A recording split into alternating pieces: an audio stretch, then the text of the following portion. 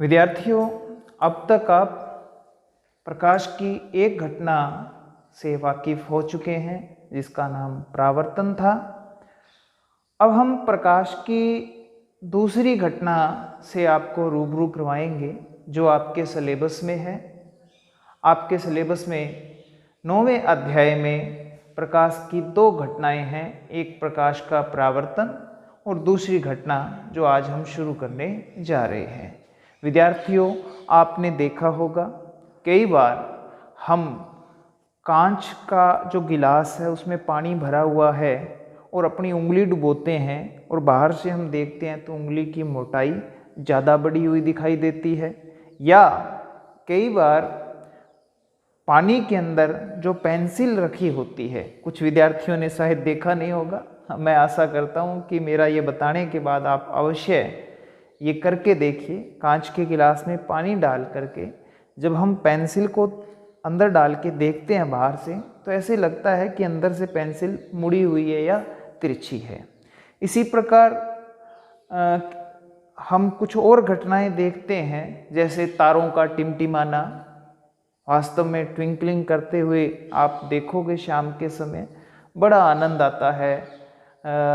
खुले आसमान में रात्रि के समय तारों को टिमटिमाते हुए देखना, चूँकि अभी चंद्रमा के दर्शन नहीं हो रहे हैं तो तारे अपनी फुल रेंज में हमें चमकते हुए दिखाई देते हैं, वो घटना है। या कुछ और प्रकार की घटनाएं हैं। इन सब घटनाओं का कारण क्या है उसके बारे में पढ़ेंगे और इन सब का कारण है हमारा आज का प्रकरण अपवर्तन। विद्यार्थियों, आज हम अपवर्तन के बारे में पढ़ेंगे कि अपवर्तन क्या है, कैसे प्रदर्शित होता है और इसके घटित होने के क्या कारण हैं, इसके नियम क्या है और इस पर आधारित आपके सिलेबस से संबंधित कुछ घटनाएं जिनका जिक्र हम अपवर्तन के आधार पर करेंगे। तो परिभाषा जानने से पहले हम एक गतिविधि या एक अभ्यास प्रैक्टिकल करके देखते हैं। कांच की स्लेब, घनाभाकार कांच की स्लेब रख लेते हैं मेज के ऊपर। मान लीजिए यहाँ ABCD कांच की एक स्लेब है। विद्यार्थियों, ये घनाभाकार है, चूंकि हमें केवल इसका आयताकार पृष्ठ ही सामने से दिखाई दे रहा है। वास्तव में ये घनाभाकार कांच की एक स्लेब या सिल्ली है। इस सिल्ली में हम एक काल्पनिक लंबवत तल निर्धारित करते हैं। नाम कुछ भी रख सकते हैं इसका। मान लीजिए काल्पनिक तल P और Q है। इस PQ तल पर एक प्रकाश किरण आ रही है जिसे हम आपतित किरण कहते हैं। जब हम गतिविधि करेंगे मेज के ऊपर सफ़ेद चार्ट के ऊपर कांच की स्लेब को ऐसे रख देंगे और एक ऐसी लंबवत तल या रेखा खींच देंगे। चूंकि वो यहाँ तक खींचेगी, नीचे नहीं खींची जाएगी, लेकिन फिर भी हम बाद में इसको नीचे तक बढ़ा लेंगे। अब दो ऑलपिन इसके अंदर इस तरह से हम रोपित करते हैं, एक M और दूसरी N ऑलपिन। इनको पहले एक रेखा खींच करके इस रेखा पर दो ऑलपिन हम लगाते हैं और MNP के साथ जो कोण बनाती है वो कोण I निरूपित करते हैं। विद्यार्थियों, हम इस साइड में, इस नीचे दूसरी वाली तरफ जब हम इन ऑलपिन को देखेंगे तो आप पाएंगे कि लगभग इसके समांतर ही, आपको लगभग इसके समांतर ही एक किरण यहाँ या ऑलपिने आप जब इधर से देखेंगे तो आपको यहाँ दोनों ऑलपिने नजर आएगी। वहाँ पर हम अपनी ओर से रेखा खींच देंगे। मान लीजिए ये MN के बाद S और R रेखाएं हैं। ये S और R रेखाएं हमने यहाँ पर खींच दी। दूसरा, यहाँ इस बिंदु की सीध में यहाँ से एक और हम लंबवत रेखा खींचेंगे, इधर से ये खींचेंगे, ये लंब है मान के चलते हैं, इस पर डाला गया, जो ऊपर से जिस दिशा में है उसी दिशा में हम देखेंगे। यहाँ से इस रेखा को नीचे से या दूसरी साइड से देखेंगे तो ये इसकी सीध में हमें यहाँ दिखाई देगा। इसकी सीध में, इस पॉइंट की सीध में यहाँ हम रेखा खींचेंगे, ये रेखा हमें यहाँ दिखाई देगी। अब हम कांच की स्लेब को हटा लेंगे, चूँकि यहाँ हटाने की आवश्यकता नहीं है, लेकिन आप जब चार्ट पे इस काम को कर रहे होंगे तो कांच की स्लेब को हटाने के बाद आप इस पॉइंट को इस पॉइंट से, S को N से क्या कर देंगे, मिला देंगे।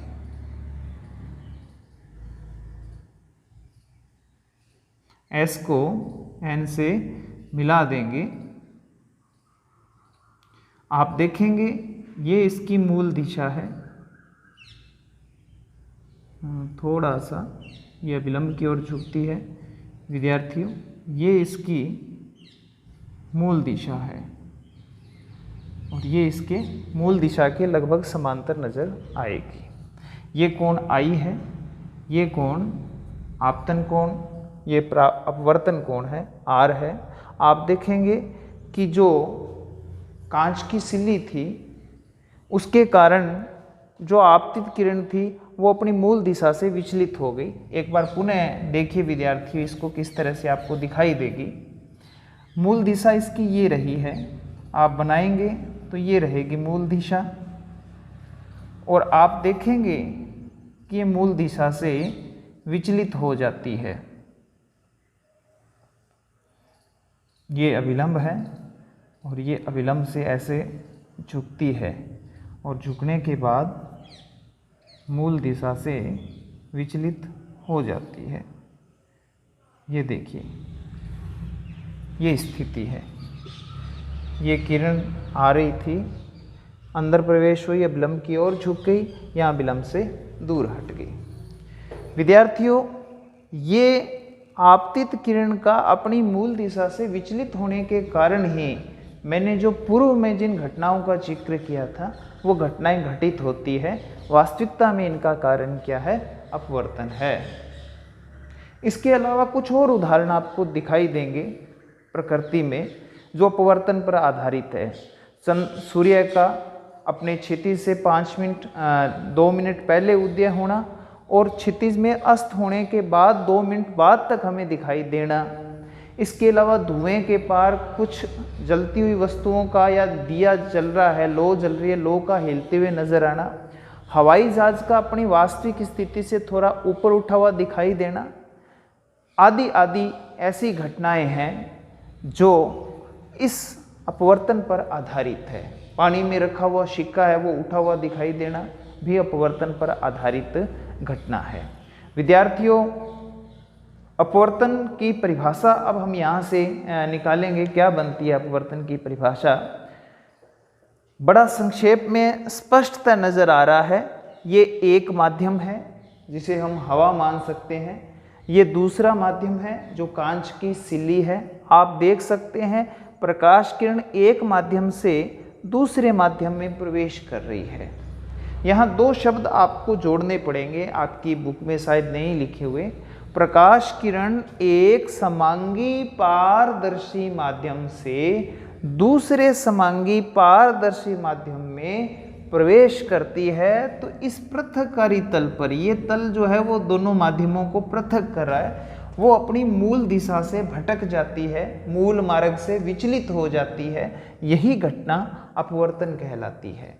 तो विद्यार्थियों, परिभाषा क्या रहेगी आप नोट भी कर लें और समझ भी लें, क्योंकि समझने के साथ यदि आप नोट करेंगे तो आपको लंबे टाइम तक परिभाषा याद रहेगी। याद रखने की इतनी आवश्यकता नहीं पड़ेगी यदि आपने इसको समझा है। क्या है परिभाषा? आपको कहीं भी कुछ भी रटने की आवश्यकता नहीं है। आप देखिए, एक आपतित किरण है, ये दूसरी माध्यम में प्रवेश कर रही है, तो हम क्या लिखेंगे? जब प्रकाश किरण एक समांगी पारदर्शी माध्यम से एक समांगी पारदर्शी माध्यम से दूसरे समांगी पारदर्शी माध्यम में प्रवेश करती है। देखा आपने, एक समांगी पारदर्शी माध्यम से दूसरे समांगी पारदर्शी माध्यम में प्रवेश करती है तो क्या घटना घटित होती है? तो वह पृथक्कारी तल पर, पृथक्कारी का मतलब जो इनको अलग करने वाला है, पृथक्कारी तल पर अपनी मूल दिशा से विचलित हो जाती है,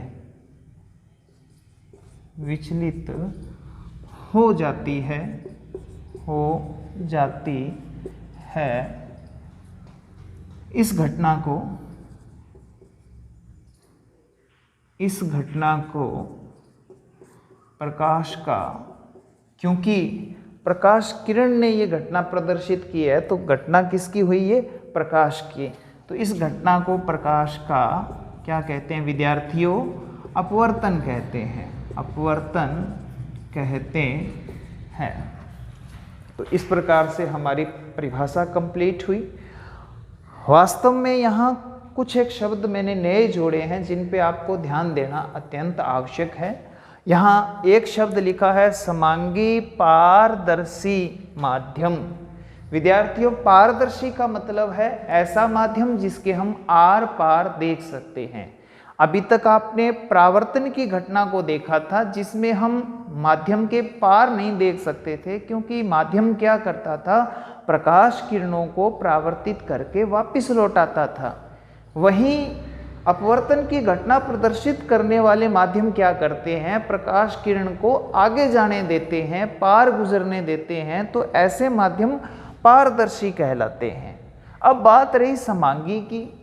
समांगी का मतलब है ऐसा माध्यम जिसमें अणुओं की जो व्यवस्थाएं हैं, परमाणुओं की जो व्यवस्थाएं हैं, आप कक्षा 9 से 9वीं कक्षा से जानते हैं कि प्रत्येक एक पदार्थ छोटे छोटे कणों से मिलकर बना होता है और कण है वो परमाणुओं से मिलकर बना होता है। तो इनमें परमाणु व्यवस्थित होते हैं, तो परमाणुओं की व्यवस्था समान रहे। जितना पूरा माध्यम की जब हम बात करें, पूरे माध्यम में कण बिल्कुल समान दूरी पर स्थित हों तो उसको हम कहते हैं समांगी। ये इसलिए जरूरी है कि जब हम तारों के टिमटिमाने की घटना का जिक्र करते हैं तो हम वहाँ पर खाली ये लिख के काम नहीं चला सकते कि एक माध्यम से दूसरे माध्यम में प्रवेश करे तो अपवर्तन प्रदर्शित होता है। क्योंकि यहाँ जो एक टेक्निकल जो समस्या आती है, तकनीकी जो समस्या आती है, वो ये है कि तारे और हमारे बीच हवा का ही तो माध्यम है। ठीक है, बीच में निर्वात हो सकता है, लेकिन बाकी हमारे बीच हवा ही है, एक ही तो माध्यम है, दूसरा माध्यम कहाँ से आया? तो वहाँ हम कहेंगे वहाँ एक माध्यम से दूसरे माध्यम में प्रवेश ही नहीं हुई, तो हम टिमटिमाना कैसे प्रदर्शित करेंगे, अपवर्तन को कैसे शो करेंगे? तो वहाँ ये शब्द बड़ा कारगर साबित होगा, समांगी पारदर्शी माध्यम। क्योंकि तारे अनंत पे है और वहाँ से जब प्रकाश किरण हमारी तरफ आती है तो चूंकि ऊपर हवा का घनत्व जो है वो एक समान नहीं है, बिल्कुल नीचे आप 50 किताबों का एक बंडल हो तो कौन सी किताब के पृष्ठ बिल्कुल पास पास होंगे? बिल्कुल सही आइडिया लगाया कुछ विद्यार्थियों ने। जो नीचे वाली किताब है उसके पृष्ठ बिल्कुल सैनिक्ट होंगे, सघन होगी, वो घनी होगी, ऊपर वाली थोड़ी खुली हुई रहेगी। यही हवा के साथ होता है विद्यार्थियों। ऊपर की हवा विरल है क्योंकि प्रेशर नहीं है। जैसे जैसे प्रकाश किरण नीचे के वायुमंडल में प्रवेश करती है माध्यम तो वही है, लेकिन उसकी समांगता में क्वेश्चन मार्क लग जाता है, माध्यम विषमांगी हो जाता है। इस प्रकार एक माध्यम समांगी से दूसरे समांगी में चली जाती है, जिसके कारण तारे टिमटिमाते हुए दिखाई देते हैं। तो आप इस प्रकार से अपवर्तन की घटना को प्रदर्शित कर सकते हैं। कभी भी परिभाषा पूछे तो ये आपकी true and clean, neat and clean परिभाषा है, आप निश्चित तौर पर इसको लिख सकते हैं। विद्यार्थियों, अपवर्तन का कारण क्या है, इस पे हम चर्चा करते हैं कि कौन सी प्रकाश की घटना के कारण अपवर्तन प्रदर्शित होता है। तो कारण, निश्चित तौर पे कौन सा कारण उत्तरदायी है अपवर्तन का कारण। अपवर्तन के कारण होने का मुख्य जो बात है, तथ्य है, वो ये है कि इसमें जब माध्यम बदलते हैं, यानी प्रकाश किरण एक माध्यम से दूसरे माध्यम में प्रवेश करती है, तो उसकी कौन सी जो प्रकृति है वो बदलती है। कौन सी चीज़ जो है, कौन सी प्रकाश किरण की किसके अंदर बदलाव आता है, तो वो प्रकाश किरण की जो वेग है उसमें बदलाव आ जाता है। जब प्रकाश किरण एक माध्यम से दूसरे माध्यम में प्रवेश करती है तो प्रकाश के वेग में क्या आ जाता है विद्यार्थियों, परिवर्तन आ जाता है। प्रकाश के वेग में परिवर्तन आ जाता है। प्रकाश के वेग में परिवर्तन के कारण अपवर्तन की घटना प्रदर्शित होती है। बड़ा सिंपल प्रश्न है, ये थ्योरी है, समझने लायक है कि अपवर्तन प्रकाश के वेग से किस प्रकार से प्रभावित होता है, प्रकाश किरण किस प्रकार से विचलित हो जाती है, ये समझने वाली बात है। आप देख सकते हैं विद्यार्थियों, आने वाली प्रकाश किरण, यहीं हम दो माध्यमों की बात करें तो एक ऊपर ये माध्यम है, फर्स्ट माध्यम जो है हवा का, और ये दूसरा माध्यम है कांच की सिल्ली। सघनता की हम बात करें तो यहाँ सघनता से तात्पर्य है प्रकाशिक सघनता, यानी प्रकाशिक रूप से कौन सा माध्यम प्रकाश किरणों को फास्टली गुजरने देगा। स्वभावतः निश्चित तौर पे वो माध्यम प्रकाश किरण को तेजी से गुजरने देगा जिनमें कणें क्या होंगे, दूर दूर होंगे। मान लीजिए हवा के अंदर ये दूर दूर कण है, और कांच की सिल्ली चूंकि ठोस माध्यम हो गया तो इसमें कण क्या है विद्यार्थियों, बिल्कुल भी पास पास है। आप देख सकते हैं बिल्कुल पास पास है कण। यहां हम एक छोटा सा एग्जाम्पल देखें। किसी धावक को दौड़ना है, कौन से माध्यम में तेज दौड़ेगा, जहां रुकावट ज्यादा है, जैसे नीचे वाले में रुकावट ज्यादा है यहां तेज दौड़ सकेगा, या जहां प्रतिरोध या रुकावट कम है वहां तेज दौड़ सकेगा। आप खुद अनुमान लगाइए कौन से में धावक तेज दौड़ सकता है। जहां रुकावटें बिल्कुल पास पास हो, खंबे हों, भीड़ भाड़ खूब हो, क्या उसमें हम अपना व्हीकल तेजी से दौड़ा सकते हैं, तेज दौड़ सकते हैं? बिल्कुल सही आइडिया है आपका, और सभी इस बात को जानते हैं कि भीड़ भाड़ वाले एरिया में जहाँ पे बहुत ज़्यादा घनत्व है वहाँ पे हम वाहन तेज़ी से नहीं चला सकते। शहरों में भी ये लिखा होता है कि आप अपनी स्पीड धीमी कर दीजिए।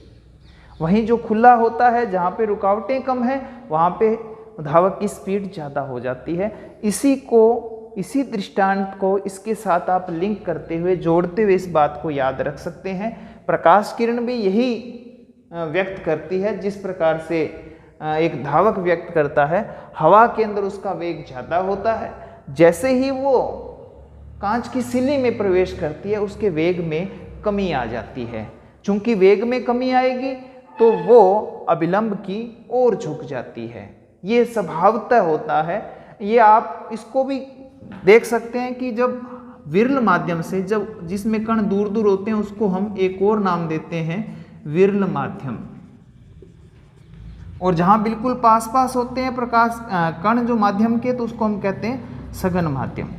जब प्रकाश किरण विरल माध्यम से सघन माध्यम में प्रवेश करती है तो वो अभिलंब की ओर झुक जाती है क्योंकि उसका वेग कम हो गया। विद्यार्थियों, आप फास्टली किसी धागे को सिरे पर पत्थर बांधकर हम घुमाते हैं तेजी से, तो हम क्या देखते हैं कि जैसे ही हम उसकी स्पीड कम करते हैं, जो पत्थर है वो हमारी जो केंद्र है, अक्ष है घूमने का, वहाँ की ओर आ जाता है, क्योंकि वेग क्या हो गया है, कम हो गया है। ठीक इसी तरह से जब प्रकाश किरण का वेग कम हो जाता है तो ये अभिलंब की ओर झुक जाती है। वहीं दूसरी ओर पुनः जब ये सघन माध्यम से कांच की सिल्ली से वापस ये हवा में आती है, एक माध्यम और नीचे निर्मित हो गया, तो इसका वेग फिर बढ़ता है और ये अभिलंब से दूर हट जाती है। इस प्रकार प्रकाश के अपवर्तन की घटना प्रदर्शित होती है। विद्यार्थियों, हमने इस बात से तय करना है कि प्रकाश किरण किस माध्यम से किस माध्यम में प्रवेश कर रही है।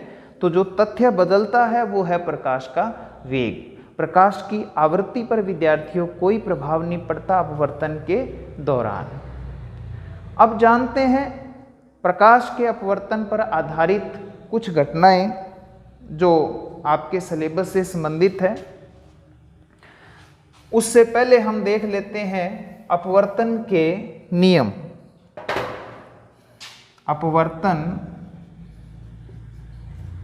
अपवर्तन के नियम विद्यार्थियों, मैं आपको रिकॉल करना चाहूँगा, प्रत्यास्मरण करवाना चाहूँगा परावर्तन की घटना से। वहाँ परावर्तन का पहला नियम आपका क्या था? हाँ, दोहराइए, बिल्कुल दोहरान कीजिए। परावर्तन का पहला नियम क्या था? क्या था?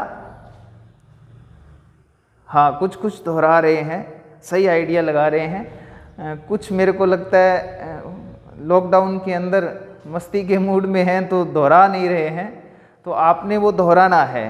क्या है पहला नियम? बिल्कुल कुछ का आइडिया सही है। वो था कि आपतित किरण, परावर्तित किरण और अभिलंब तीनों एक ही तल पर स्थित होते हैं। वही नियम यहाँ पर लागू होता है। क्या होगा? आपतित किरण, अपवर्तित किरण, यहाँ थोड़ा सा फर्क है, माइनर सा डिफरेंस है जिसको आपने याद रखना है। वहाँ आने वाली किरण आपतित थी, यहाँ भी आने वाली किरण आपतित ही है, लेकिन वहाँ टकराकर वापस मुड़ने वाली को हम परावर्तित बोलते थे। यहाँ जो आगे निकलती है दूसरे माध्यम को में, उसको हम अपवर्तित बोलते हैं। इतना सा फर्क है, बाकी नियम में कहीं कोई फर्क नहीं है विद्यार्थियों। तो क्या है पहला नियम? फर्स्ट नियम है कौन कौन सी किरण? आपतित किरण, आपतित किरण, दूसरा अभिलंब, और तीसरी जो चीज है वो क्या है? तथा वहां परावर्तित था विद्यार्थियों, यहाँ कौन सी किरण आ जाएगी? अपवर्तित किरण। तीनों एक ही तल में स्थित होते हैं। ये पहला नियम है विद्यार्थियों, कोई कंफ्यूजन नहीं है, बिल्कुल उसी तरह है। दूसरा नियम, वहां भी कोणों से संबंधित था, यहां भी कोणों से संबंधित है। पहले दूसरे नियम को मैं शॉर्ट में लिख देता हूं, उसका फॉर्मूला लिख देता हूं। फॉर्मूला क्या है? Sine i upon sine r is equal to स्थिरांक। ये अपवर्तन का द्वितीय नियम है, दूसरा नियम है। इसे हम स्नेल का नियम भी कहते हैं। स्नेल का नियम है कुछ भी नहीं विद्यार्थियों, इसको हमने अब शब्दों में ही बांटना है। आपके सामने कोई चित्र बना होता है, आपको उसको शब्दों में बयान करना होता है। यहाँ भी वही बात है, आपके सामने नियम सूत्र के रूप में लिखा पड़ा है, आपने उसको किस में उच्चारित करना है? अब शब्दों में परिवर्तित करना है। आपको अपनी शब्द शैली को बढ़ाते हुए हम इसकी परिभाषा या इस दूसरे नियम को बनाएंगे। क्या? कि अपवर्तन के दौरान आपतन कोण की ज्या और अपवर्तन कोण की ज्या का अनुपात स्थिर रहता है। विद्यार्थियों, साइन को हिंदी में ज्या कहते हैं। आपके मैथ्स में ट्रिग्नोमेट्री या त्रिकोणमिति वाली जो प्रश्नावली है उसमें आप sine theta, cos theta, tan theta, sec theta, cosec theta, cot theta से वाकिफ होंगे। वहाँ पे साइन थीटा आता है, साइन को हिंदी में ज्या कहते हैं। और जब बटे में कोई चीज़ रखी जाती है उसको हम अनुपातिक रूप में बोलते हैं। जैसे आपको कहा जाए कि 2:3 को हम और किस तरीके से लिख सकते हैं, तो विद्यार्थियों 2:3 को हम 2/3 या 2/3 के रूप में भी हम इसको लिख सकते हैं। ठीक ऐसा ही हमारी इस अपवर्तन के दूसरे नियम की शाब्दिक तथ्यों में रहेगा कि अपवर्तन के दौरान आपतन कोण, आई क्या है, आपतन कोण, आपतन कोण की ज्या तथा अपवर्तन कोण की ज्या का अनुपात, बटे में लिखने का मतलब अनुपात स्थिर रहता है। इसे हम स्नेल का नियम भी कहते हैं। विद्यार्थियों, इसे हम वेग के माध्यम से, वेग के अनुपात के माध्यम से भी हम इसको प्रदर्शित कर सकते हैं। जैसे कोई वस्तु निर्वात से किसी माध्यम में प्रवेश करती है तो हम बोलते हैं निर्वात के सापेक्ष माध्यम का निरपेक्ष अपवर्तनांक कह देते हैं। उसको किस तरह से लिख सकते हैं, इसे हम V2 बटे में V1 बराबर μ/1। इसका क्या मतलब है विद्यार्थियों, इसका मतलब है यहाँ रहेगा V1/2। जब प्रकाश किरण माध्यम 1 से माध्यम 2 में प्रवेश कर रही है तो उस स्थिति में माध्यम 1 में प्रकाश का वेग बटे में माध्यम 2 में प्रकाश का वेग अपवर्तनांक कहलाता है। ये वास्तव में द्वितीय माध्यम का अपवर्तनांक है विद्यार्थियों। जब प्रकाश किरण निर्वात से किसी माध्यम में प्रवेश करती है तो हम बोलते हैं निर्वात के सापेक्ष उस माध्यम का निरपेक्ष अपवर्तनांक हम उसको कहते हैं। किसी भी माध्यम का अपवर्तनांक जो है, ये जो राशि है इसको हम अपवर्तनांक बोलते हैं। अपवर्तनांक किसी भी माध्यम का जितना ज़्यादा होगा वो उतना ही प्रकाशिक सघन होगा। विद्यार्थियों, आपकी जो पाठ्य पुस्तक है उसमें एक सारणी दी हुई है, आप उस सारणी का अध्ययन करें। आप उस सारणी का अध्ययन करने पर पाएंगे कि उसके अंदर हीरे का अपवर्तनांक सबसे ज़्यादा है। इसका मतलब क्या हुआ विद्यार्थियों कि हीरा प्रकाशिक रूप से सबसे ज़्यादा क्या है, सघन है। मतलब प्रकाश का वेग हीरे के अंदर सबसे ज़्यादा कम होगा, वेग घट जाएगा, बहुत ज़्यादा सघन है। तो आप एक बार फिर समझें, पहले माध्यम में वेग बटे में दूसरे माध्यम में वेग कहलाएगा μ/1, दूसरे माध्यम का अपवर्तनांक कहलाता है। मान लीजिए प्रकाश किरण हवा से किसी माध्यम में जा रही है तो c होता है प्रकाश का हवा में वेग, और दूसरा हो जाएगा किसी माध्यम में वेग, तो यहाँ लिखा जाएगा μmc, माध्यम से हवा के सापेक्ष अपवर्तनांक। ये माध्यम का अपवर्तनांक कहलाता है। आप जानते हैं विद्यार्थियों, हवा के अंदर या निर्वात में प्रकाश का वेग 3 गुणा में 10⁸ मीटर प्रति सेकंड होता है। यानी 1 सेकंड में 3 लाख किलोमीटर या 3 करोड़ मीटर की दूरी तय करता है प्रकाश 1 सेकंड में। ये c का जब है स्थिति आपने रखनी है। ऐसा कब काम आता है, जब हमें कई आंकिक प्रश्नों के हल हमें करना होते हैं, उस स्थिति में हमें ये काम आने वाले तथ्य हैं। विद्यार्थियों, जैसे आपको कहा जाए एक प्रश्न के माध्यम से इस द्वितीय नियम को हम समझते हैं।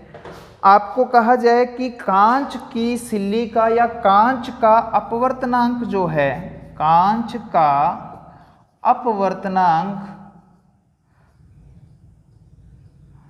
1.50 है। अब आप एक चीज और ध्यान करना, यहाँ अपवर्तनांक का जिस प्रकार आवर्धनता का कोई मात्रक नहीं होता, इसी प्रकार अपवर्तनांक का कोई मात्रक या इकाई नहीं होती, क्योंकि वेग के मात्रक से वेग का मात्रक काट देगा, कट कर देगा। अपवर्तनांक का कोई मात्रक नहीं होता। अपवर्तनांक एक मात्रक रहित इकाई है। निर्भर किस पर करता है अपवर्तनांक? अपवर्तनांक निर्भर करता है पदार्थ की प्रकृति पर, प्रकाश के वेग पर और प्रकाश के रंग पर। क्योंकि हमें पता है प्रकाश 7 रंगों से मिलकर बना हुआ होता है, 7 रंग इकट्ठे आते हैं। जो लाल रंग होता है उसके लिए अपवर्तनांक सबसे कम होता है और बैंगनी रंग के लिए अपवर्तनांक सबसे ज़्यादा होता है। ये भी तथ्य आपने विद्यार्थियों अपने जनरल नॉलेज और अपनी पाठ्य पुस्तक के सिलेबस के हिसाब से याद रखना चाहिए। तो अपवर्तनांक मात्रक रहित होता है और किन पे निर्भर करता है? पदार्थ की प्रकृति, प्रकाश के रंग जिसको हम तरंगदैर्ध्य बोल सकते हैं और माध्यम के घनत्व पर निर्भर करता है। तो हम अपवर्तनांक के द्वितीय नियम को वेग के स्थिति में एक आंकिक प्रश्न या उदाहरण के जरिए बेहतर तरीके से समझने का प्रयास करते हैं। कांच का अपवर्तनांक ये है, हमसे पूछा है कांच में प्रकाश का वेग क्या होगा जब प्रकाश किरण हवा से कांच में प्रवेश कर रही है, कांच में प्रवेश कर रही है। तो विद्यार्थियों ध्यान कर लेना, फॉर्मूला या सूत्र हमारा क्या लगेगा? सूत्र वही रहेगा, μ21 बटे में बराबर V1 बटे में V2। यहाँ V1 से तात्पर्य है कि किस माध्यम से और V2 का तात्पर्य है किस माध्यम में प्रवेश कर रही है। तो स्पष्टतः लिखा हुआ है कि हवा से कांच में प्रवेश कर रही है, तो ऊपर हवा का वेग आएगा, मतलब साफ है प्रकाश का हवा में वेग, और नीचे आएगा प्रकाश का कांच में वेग। तो विद्यार्थियों यहाँ हमारे पास कौन कौन से तथ्य दिए हैं और कौन सा हमें ज्ञात करना है उस पर हम चर्चा कर लेते हैं। साथ ही इस प्रश्न के माध्यम से हम यह भी देखेंगे कि हवा और कांच के वेग में कितना फर्क आता है। क्या 3 × 10⁸ ही रहता है या कम या ज़्यादा होता है, वो हम चेक करेंगे। तो विद्यार्थियों μ21 आपको दे रखा है 1.50, जो कांच का अपवर्तनांक है वो μ21 है, जो कि मैंने आपको पूर्व में बताया था। नीचे वाला जो होता है जिस माध्यम में प्रकाश किरण प्रवेश करती है उस माध्यम का अपवर्तनांक यहाँ लिखा जाता है, वो हमें दे रखा है 1.50। ऊपर है प्रकाश का हवा में वेग, क्योंकि हवा से प्रवेश कर रही है तो हवा में वेग आप जानते हैं V1 कितना है। V1 आप पूर्व में ज्ञात रखते हैं, पता है 3 × 10⁸ मीटर प्रति सेकंड। तो ये मान हम यहाँ पे पुट करते हैं, 1.5 बराबर V1 का मान है 3 × 10⁸ बटे में V2, इसके बटे में 1 लिख देते हैं। विद्यार्थियों जब इस इक्वेशन को, इस समीकरण को जब हम हल करेंगे तो हम क्या पाएंगे कि V2 इधर आ जाएगा, 1.5 V2 की जगह चल जाएगा, क्योंकि तिरछा गुणा करेंगे तो 1.5 और V2 गुणा में होंगे, 1.5 इधर किस में चला जाएगा? भाग में। तो V2 बराबर प्राप्त होगा 3 × 10⁸ बटे में 1.5। यदि हम यहाँ से ये पॉइंट हटा दें तो पॉइंट के आगे 1 अंक है, इसलिए 3 के आगे 1 क्या लगा देते हैं विद्यार्थियों? 0 लगा देते हैं। तो 15 से 30 कट गया कितने पर? 2 पर। V2 बराबर प्राप्त हो गया 2 × 10⁸ मीटर प्रति सेकेंड। विद्यार्थियों कांच में प्रकाश का वेग आया 2 लाख किलोमीटर प्रति सेकंड, जबकि हवा में वेग था 3 लाख किलोमीटर प्रति सेकंड। 1 लाख किमी पर सेकंड वेग कम हो गया जब प्रकाश किरण हवा से कांच में प्रवेश करी। तो इस तरह से हम और भी कई प्रकार के आंकिक प्रश्न आपकी बुक में उदाहरणार्थ दिए हुए हैं, हम कर सकते हैं। दो घटनाएं जिनका जिक्र आपके सिलेबस में है उनको हम कर लेते हैं कि प्रकाश के अपवर्तन के उदाहरण के संदर्भ में हम उनकी बात करें तो वो घटनाएं हैं सूर्य का क्षितिज से उदय होने से 2 मिनट पहले दिखाई देना और अस्त होने के 2 मिनट बाद दिखाई देना। किस पर आधारित घटना है विद्यार्थियों? अपवर्तन पर आधारित एक घटना है। हम मानते हैं किस तरह से, मान लीजिए ये पृथ्वी है, ये पृथ्वी है और ये पृथ्वी के चारों ओर का वायुमंडल है। ये पृथ्वी के चारों ओर का क्या है विद्यार्थियों? वायुमंडल है। आप देख सकते हैं पृथ्वी के चारों ओर का वायुमंडल है। ये पृथ्वी है, लगभग अंडाकार है या दीर्घवृत्ताकार के रूप में ऊपर का इसकी सतह दिखाई देती है। ये इसकी क्षैतिज अक्ष है। हम क्षैतिज अक्ष बनाएंगे तो थोड़ा ज़्यादा बेहतर तरीके से इस घटना को समझ पाएंगे। घटना क्या है? सूर्य का सूर्योदय से 2 मिनट पूर्व व सूर्यास्त के 2 मिनट बाद तक दिखाई देना। इसमें विद्यार्थियों एक भ्रांति यह रहती है इस घटना में, चूंकि तारे तो हमें स्पष्टतः चमकते हुए नजर आते हैं और हम इस पे कह सकते हैं ठीक है जी तारे हमें टिमटिमाते हुए नजर आ रहे हैं तो कोई न कोई घटना जरूर है और वो घटना हम उसकी व्याख्या कर सकते हैं। लेकिन यहाँ सूर्योदय के 2 मिनट पहले दिखाई देता है, इस बात को हम कैसे जानें? क्योंकि हम यहाँ से जब सूरज को देखते हैं तो सूरज तो जब उदय होता है तभी हमें दिखाई देने लग जाता है। हमें इस बात का क्या पता भी अभी ये क्षितिज से नीचे है। तो वैज्ञानिकों ने या जो क्षितिज के किनारे से देखने वालों ने इस बात का अनुमान लगाया है कि निश्चित तौर पे सूरज अभी क्षितिज से ऊपर आया ही नहीं, फिर भी जो दूर प्रेक्षक है, जो दृष्टिगत कर रहा है, उसको देख रहा है, उसको वो क्षितिज से ऊपर उठा हुआ दिखाई दे देता है। अभी तो उसको 2 मिनट पड़े हैं क्षितिज से ऊपर उठने में, फिर भी वो हमें दिखाई देने लग जाता है। हमें तो हालांकि जब दिखाई देता है तभी हम मान लेते हैं कि अब सूर्य उदय हो गया।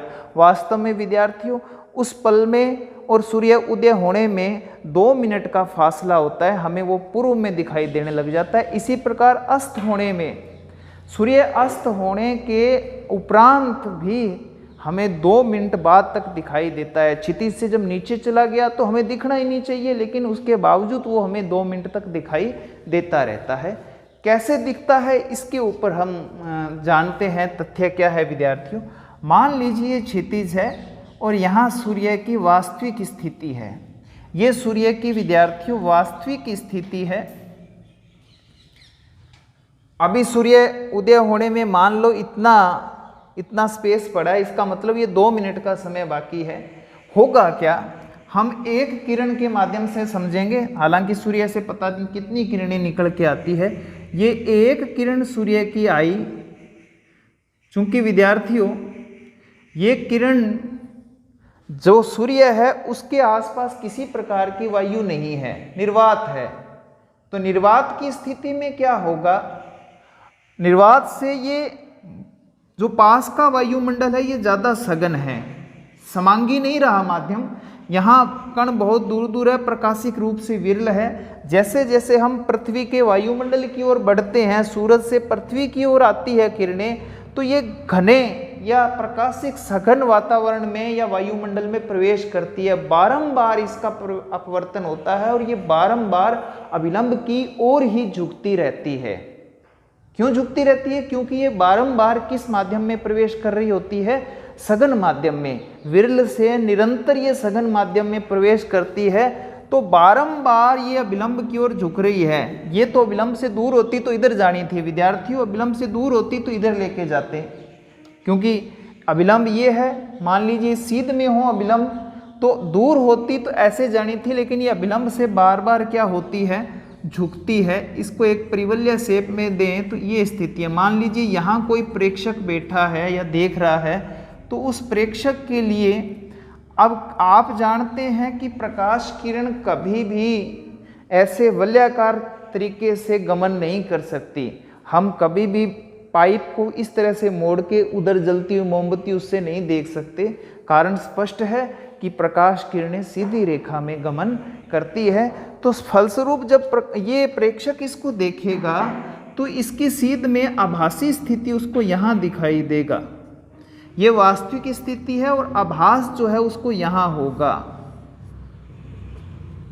जबकि सूरज अभी क्षितिज से नीचे है। ये अंतर रहता है विद्यार्थियों। इसकी सीध में यदि पीछे देखा जाए तो आभासी स्थिति ये होगी। ठीक इसी तरह की परिदृश्य या घटना इस तरफ दिखाई देगी। ये क्षैतिज अक्ष से सूरज नीचे है, इससे आपतित किरण बारंबार अपवर्तित होगी, झुकेगी अविलंब की ओर और पीछे बढ़ाने पर ये आभासित स्थिति में क्षैतिज से ऊपर उठा हुआ दिखाई देगा। ये है वास्तविक स्थिति और ये है इसकी आभासी स्थिति। इसी तरह ये वास्तविक स्थिति और ये है इसकी आभासी स्थिति। इस प्रकार पूरे एक दिन के अंदर लगभग 4 मिनट सूर्य हमें ज़्यादा दिखाई देता है। तो विद्यार्थियों, आज के टॉपिक में आज के प्रकरण में हमने पढ़ा अपवर्तन क्या है।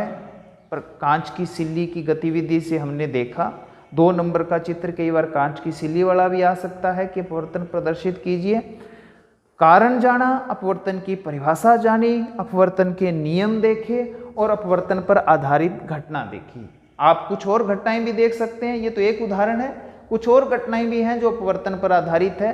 कांच के बर्तन में रखा हुआ, पानी के अंदर रखा हुआ सिक्का है वो ऊपर उठा हुआ दिखाई देना, या कई बार जो साफ पानी होता है, कुछ नदियाँ बहुत साफ होती है जहाँ पानी बहुत साफ होता है, हमें ऐसे लगता है कि उसका पेंदा क्या है, ऊपर उठा हुआ है। विद्यार्थियों कभी गलती मत कर लेना। ऐसे बहुत से विद्यार्थी गलती करते हैं, बहुत से व्यक्ति गलती करते हैं। क्या करते हैं, वो देखते हैं पेंदा ऊपर ही है शायद और वो छलांग लगाते हैं। छलांग लगाते हैं तब पता लगता है कि आटे दाल के भाव क्या है, वो डूब जाते हैं। वास्तव में वो ऊपर उठा हुआ दिखाई देता है, किसके कारण, अपवर्तन के कारण। तो अब कभी जब आप नदी में या पानी के अंदर उतरो, स्विमिंग पूल में, तो आपको लगे कि जो उसका तला है, पेंदा है, वो ऊपर ही है, मैं नहीं डूबूंगा, तो अपवर्तन को जरूर याद कर लीजिएगा, जो आपकी मदद करेगा वास्तविक स्थिति जानने में। और पानी के अंदर कांच की जो पेंसिल है, पेंसिल का मुड़ा हुआ दिखाई देना, उंगली का मोटा दिखाई देना, जहाज का अपनी वास्तविक स्थिति से हवाई जहाज का ऊपर उठे हुए दिखाई देना, धुएं के पार लो, जो दीपक की लो है उसका हिलते हुए नजर आना, ये जो घटनाएं हैं वो अपवर्तन पर आधारित है। तारों का टिमटिमाना, ये सब घटनाएं किस पर आधारित है विद्यार्थियों, अपवर्तन पर आधारित है। आज के प्रश्न उत्तर आप कर लेना। प्रश्न पहला, अपवर्तन की परिभाषा, अपवर्तन का कारण और अपवर्तन के नियम लिखिए। दूसरा प्रश्न, अपवर्तन पर आधारित किसी एक घटना का वर्णन कीजिए। और तीसरा प्रश्न, अपवर्तनांक क्या है, यह किस पर निर्भर करता है, और अपवर्तनांक से संबंधित आपकी पाठ्य पुस्तक से एक उदाहरण आप अवश्य कर लीजिए। तब तक के लिए जय हिंद। अपना वर्क करते रहिए।